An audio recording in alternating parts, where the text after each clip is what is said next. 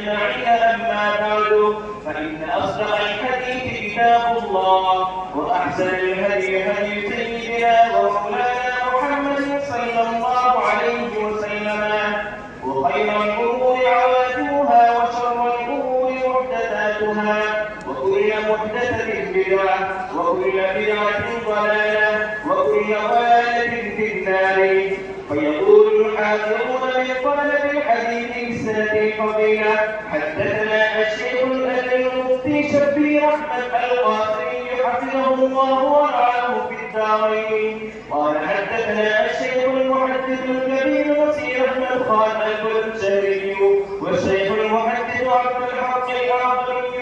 قال: حدثنا شيخ الإسلام والمسلمين حسين أحمد المدني. قال: حدثنا شيخ الهند محمود حسن الديوبندي. قال: حدثنا الإمام الرباني حجة الإسلام محمد قاسم النانوتي. قال: أخبرنا الشيخ عبد الغني بن أبي سعيد المجدد المحدث الدهلوي ثم المدني. قال: أخبرنا الشيخ أبو سليمان إسحاق المحدث الدهلوي ثم المكي. قال: أخبرنا الشيخ عبد العزيز بن ولي الله أحمد بن عبد الرحيم المحدث الدهلوي. قال: أخبرنا مسند الهند الشام ولي الله أحمد بن عبد الرحيم المحدث الدهلوي. قال: أخبرنا أبو طاهر محمد بن إبراهيم بن الحسن الكردي الصهراني الشهرزوري ثم المدني. قال: أخبرنا والد الشيخ أبو إسحاق شهاب الدين إبراهيم بن الحسن الكردي الصهراني الشهرزوري ثم المدني. قال: أخبرنا أبو إسحاق صفي الدين أحمد بن محمد بن يونس الدجاني القشاشي المالكي ثم الشافعي. قال: أخبرنا أبو المواهب أحمد بن علي بن عبد القدوس الشرقاوي المصري ثم المدني. قال: أخبرنا شمس الدين محمد بن شهاب الدين أحمد بن حمد الرملي الأنصاري عن شيخ الإسلام زين الدين زكريا بن محمد أبي يحيى الأنصاري.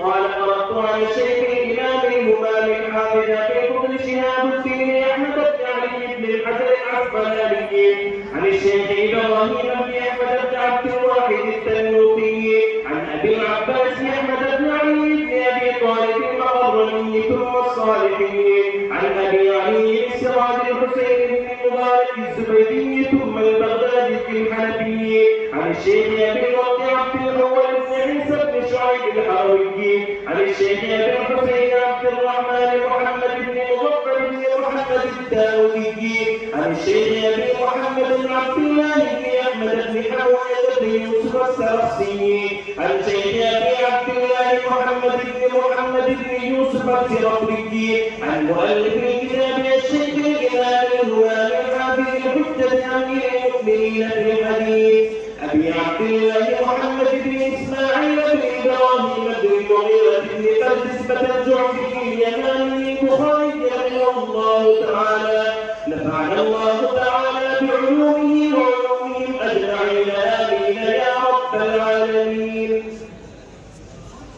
بسم الله الرحمن الرحيم. باب قول الله تعالى: ونضع الموازين القسط ليوم القيامة وأن أعمال بني آدم وقولهم يوزن.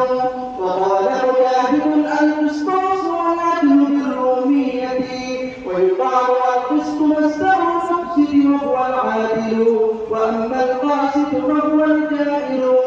وبه قال: حدثنا أحمد بن وشابة قال: حدثنا محمد بن فضيل عن عبادة بن القعقاع عن أبي زرعة عن أبي هريرة رضي الله تعالى عنه أنه قال: قال النبي صلى الله عليه وسلم: كلمتان خفيفتان إلى الرحمن خفيفتان